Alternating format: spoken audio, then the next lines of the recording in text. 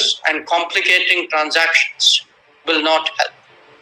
Neither would the linking of trade measures to non-trade matters. Let's take you live now to the BRICS virtual summit meeting that's currently underway. BRICS समूह की emergency meeting में भी विदेश मंत्री S Jaishankar ने Putin और Xi Jinping के सामने ही टैरिफ का मुद्दा उठाकर अमेरिका के राष्ट्रपति डोनाल्ड ट्रंप को बुरी तरह से धो डाला। In 8 months, from January to August, Donald Trump has created the worst economy here in the United States. आटे की बोरी की कीमत में 12% इजाफा, हफ्तावार महंगाई की शरह 3.57% तक पहुंचना एक संगीन माशरती मसला बन चुका है। Americans appear to have a negative view of President Trump's job performance so far. Cost of living, just 39% approve of Trump's job performance there. We've seen that throughout his second term. Since we were in something that students are now learning about in history class called the Great Recession. White House और दूसरा wall street और MNCs same page पे नहीं है। तिजारती खसारा 6 अरब dollar से तजावुज कर चुका है।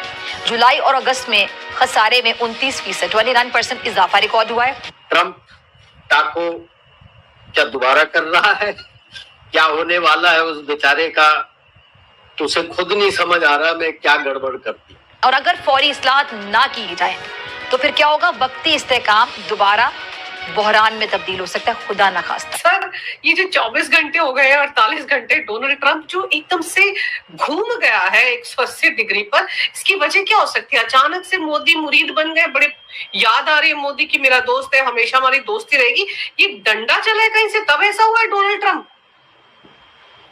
मैं शुरू से ही कह रहा हूं, जब से ये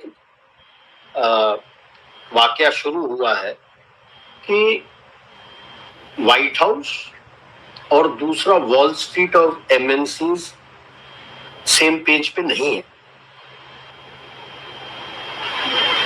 जितना इन्वेस्टमेंट अभी भी हो रहा है वॉल स्ट्रीट और एमएनसीज का भारत में, लोगों को अंदाजा भी नहीं है।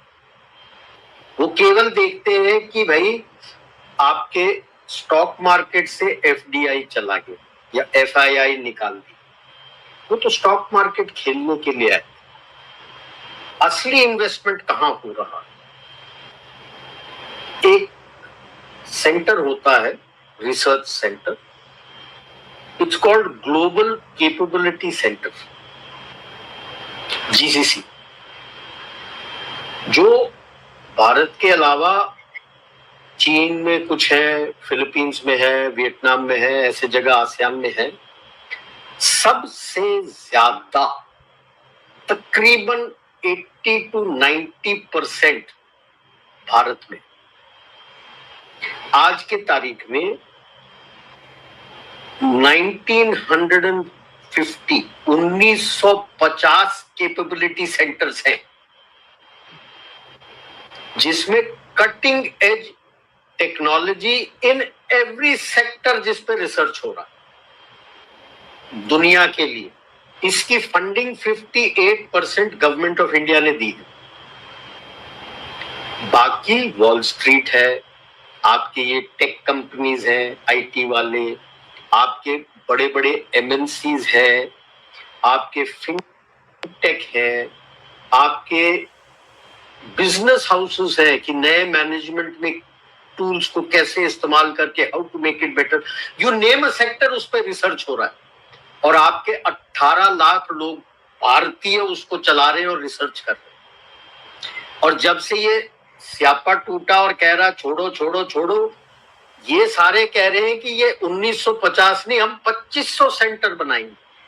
दे are so happy with the product that is coming out from India global capability centres. उनको फिर बोल रहे हो आपकी निकलो। ये हालात है तो उसको थप्पड़ मिली होगी जब वो अपने टेक कंपनी के लोगों को और उनके बीवियों के साथ बैठ के खाना खिला बुलाया था कि कितना इन्वेस्ट कर रहे हो, कितना इन्वेस्ट कर रहे हो। एक ने तो बोल भी दिया कि जुकरबर्ग में कि भाई 600 बिलियन, फिर बाद में बोलता है सॉरी मुझे समझ नहीं आया आप क्या बोल रहे हो। वो तो 600 बिलियन अपने मेटा के लिए इन्वेस्ट कर रहा है, नॉट नेसेसरी इन यूएस। सी, मागा इज नाइस, इलेक्शन प्रॉमिस है, उसको बनाने के लिए आपके पास स्किल डेवलपमेंट होना चाहिए।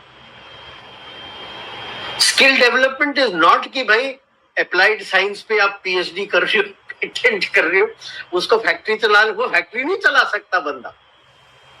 आपके बंदे स्कूल से निकलने के बाद जैसे हमारे पॉलिटेक्निक और आईटीआई वगैरह होते हैं, उस पे सिखाते हैं ये सारा चीज, मशीन को कैसे चलाना, जो हम फौज में बोलते हैं जैसे छोटे मोटे रिपेयर्स होते हैं, फौज में उसका नाम होता है फौरी इलाज, कि मतलब चलते चलते, अभी जैसे आप गाड़ी लेके जा रहे हो, गाड़ी में कोई छोटी मोटी गलत कुछ होता है, रुक गया है, आप बार बार मैकेनिक को बुलाना नहीं चाहिए, आपको खुद पता होना चाहिए क्या करना चाहिए, इमीडिएट वो ठीक होके चल जाएगा। कोई बड़ा फेलियर हुआ है फिर आप मैकेनिक को बुलाओगे। फैक्ट्री तो यही चाहता है, क्योंकि अगर कोई छोटा मोटा फेलियर हो गया, जैसे फर्ज कर लो किसी जगह फैन बेल्ट निकल गया, आपने रोक दिया तो उस दिन का तो माल गया उसका।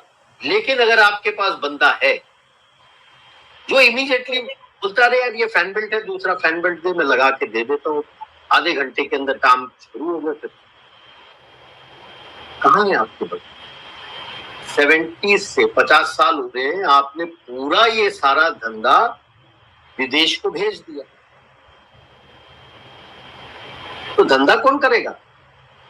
जब इसको पूछा गया था इलेक्शन रैली में इसके बारे में, कहते कोई प्रॉब्लम नहीं, मैं मैक्सिकन्स को बुलाऊंगा फ्लोर मैनेज करने के लिए और इंडियंस को बुलाऊंगा mid level and senior management के लिए। ये उसका